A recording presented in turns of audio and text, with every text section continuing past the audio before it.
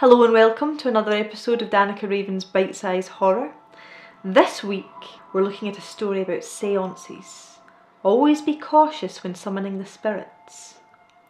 This week's story is called The Demon Spell by Hume Nisbet. If you're sitting comfortably, then we shall begin.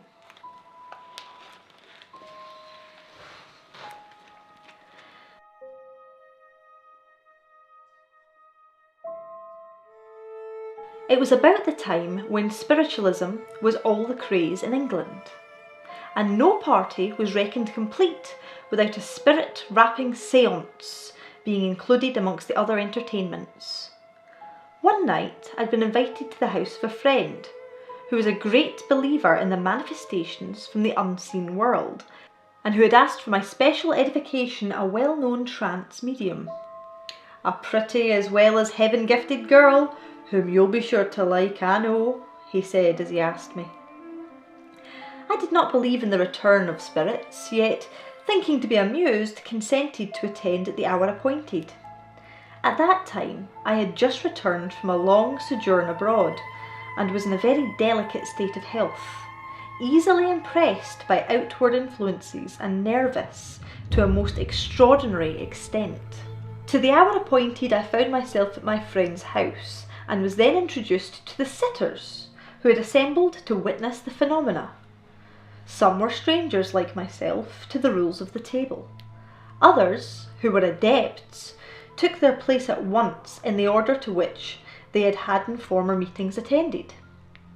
The trance medium had not yet arrived, and while waiting upon her coming, we sat down and opened the séance with a hymn. We had just finished the second verse when the door opened and the medium glided in and took her place on a vacant seat by my side, joining in with the others in the last verse, after which we all sat motionless with our hands resting upon the table, waiting upon the first manifestation from the unseen world. Now, although I thought all this performance was very ridiculous, there was something in the silence and the dim light, for the gas had been turned down low, and the room seemed filled with shadows. Something about the fragile figure at my side with her drooping head, which thrilled me with a curious sense of fear and icy horror such as I had never felt before. I am not by nature imaginative, or inclined to superstition, but from the moment that young girl had entered the room, I felt as if a hand had been laid upon my heart, a cold iron hand, that was compressing it and causing it to stop throbbing. My sense of hearing had also grown more acute and sensitive, so that the beating of the watch in my vest pocket sounded like the thumping of a quartz-crushing machine, and the measured breathing of those about me as loud and nerve-disturbing as the snorting of a steam engine. Only when I turned to look upon the trance medium did I become soothed. Then it seemed as if cold air had waved past through my brain, subduing for the first time being those awful sounds. "She is possessed," whispered my host on the other side of me. "Wait, and she will speak presently, and tell us whom we've got beside us." As we sat and waited, the table moved several times under our hands, while knockings at intervals took place in the table and all around the room. A most weird and blood-curdling yet ridiculous performance, which made me feel half inclined to run out with fear and half inclined to sit still and laugh. On the whole, I think, however, that horror had the more complete possession of me. Presently she raised her head and laid her hand upon mine, beginning to speak in a strange, monotonous, faraway voice. "This is my first visit since I passed from earth life, and you have called me here."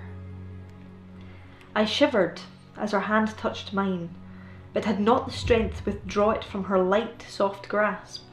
"I am what you would call a lost soul. That is, I am the lowest sphere, Last week I was in a body, but met my death down Whitechapel way. I was what you call an unfortunate. Aye, unfortunate enough.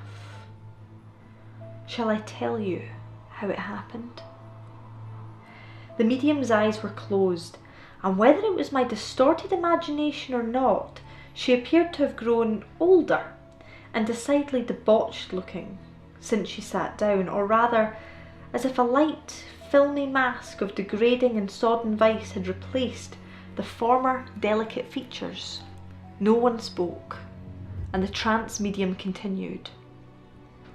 I'd been out all that day and without any luck or food, so that I was dragging my wearied body along through the slush and mud, for it had been wet all day, and I was drenched to the skin and miserable. 10,000 times more wretched than I am now, for the earth is a far worse hell for such as I than our hell here. I had opportuned several passers as I went along the night, but none of them spoke to me, for work had been scarce all this winter, and I suppose I did not look so tempting as I have been. Only once a man answered me, a dark-faced, middle-sized man, with a soft voice, and much better dressed than my usual companions. He asked me where I was going, and then left me, putting a coin into my hand, for which I thanked him. Being just in time for the last public house, I hurried up. But on going to the bar and looking at my hand, I found it to be a curious foreign coin with outlandish figures on it, which the landlord would not take. So I went out again to the dark fog and rain without my drink after all. There was no use going any further that night. I turned up the court where my lodgings were, intending to go home and get sleep, since I could get no food, when I felt something touch me softly from behind, like as if someone had caught hold of my shawl. Then I stopped and turned about to see who it was. I was alone, with no one near me, nothing but fog, and the half-light from the court lamp. Yet I felt as if something had hold of me, though I could not see what it was, and that it was gathering about me. I tried to scream out, but I could not, as this unseen grasped close upon my throat and choked me, and then I fell down and for a moment forgot everything. Next moment I woke up, outside my poor mutilated body, and stood watching the fell work going on, as you see it now. Yes, I saw it all as the medium ceased speaking, a mangled corpse lying on a muddy pavement, and a demonic, dark, pock-marked face bending over it, with the lean claws outspread and the dense fog instead of a body, like a half-formed incarnation of muscles. That is what did it. And you will know it again, she said. I have coming for you to find it. Is he an Englishman? I gasped, as the vision faded away from the room and it once more became definite. It is neither man nor woman, but it lives as I do. It is with me now, and maybe with you tonight. Still, if you will have me instead of it, I can keep it back. Only you must wish for me with all of your might. The séance was now becoming too horrible, and by general consent our host turned up the gas, and then I saw for the first time the medium, now relieved from her evil possession, a beautiful girl of about 19, who I think the most glorious brown eyes I've ever seen before looked into. "Do you believe what you've been speaking about?"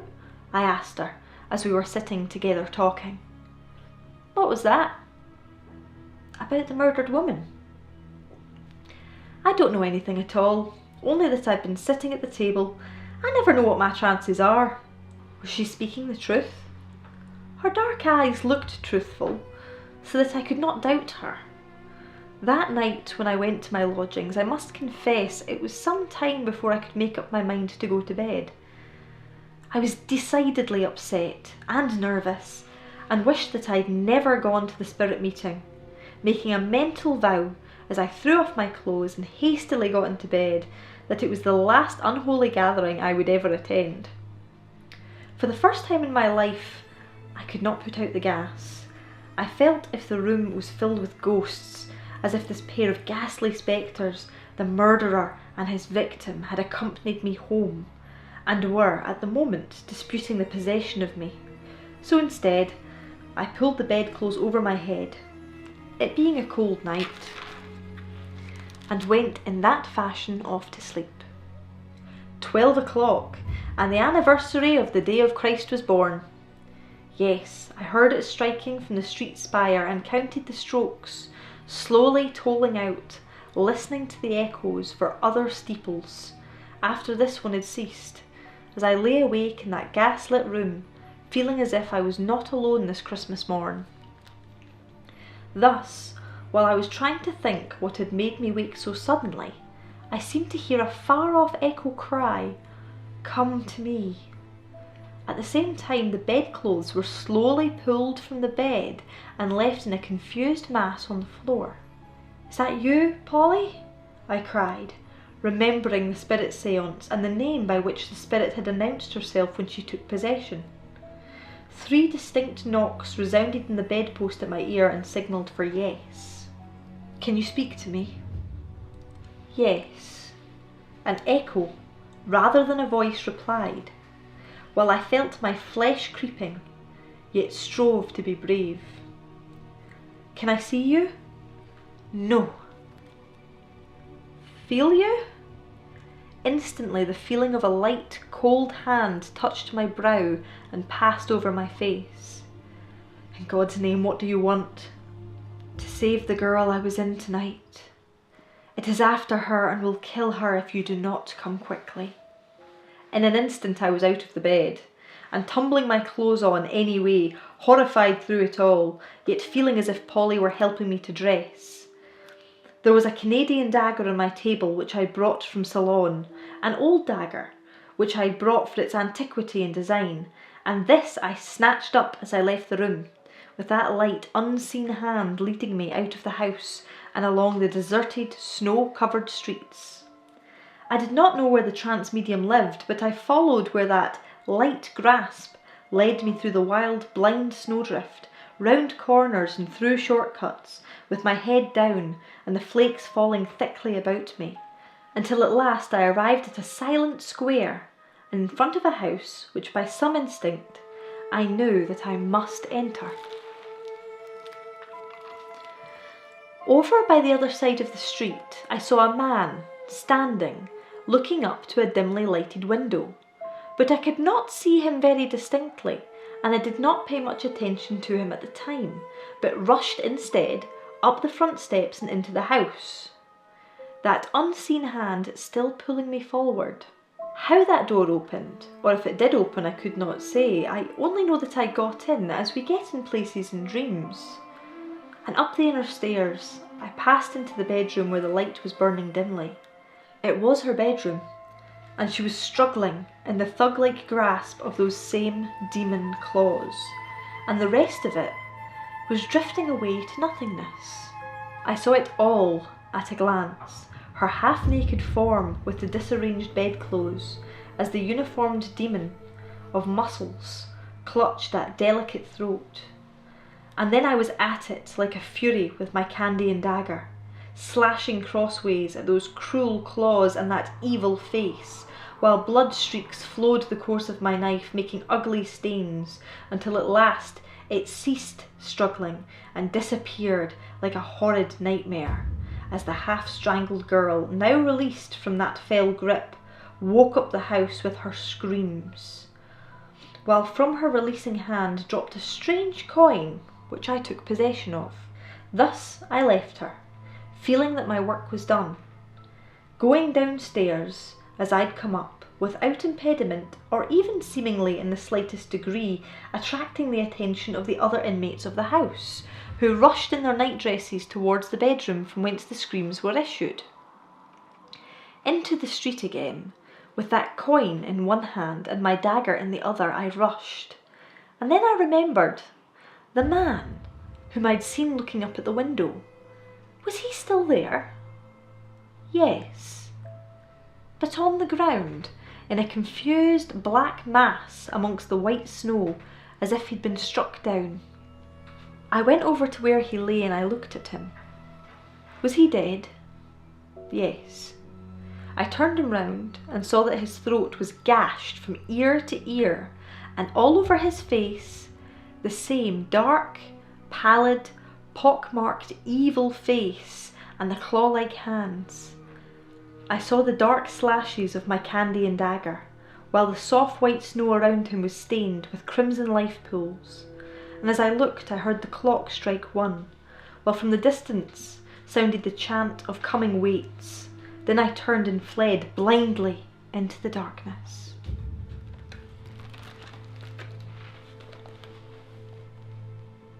I really enjoyed this week's story by Hume Nisbet, a bit of a Victorian slasher. If you enjoyed that story, why not check out our video The Vampire Maid by the same author? We love all the artwork you've been sending into the show. If you have stories, music or artwork of your own, please get in contact as we'd love to showcase it.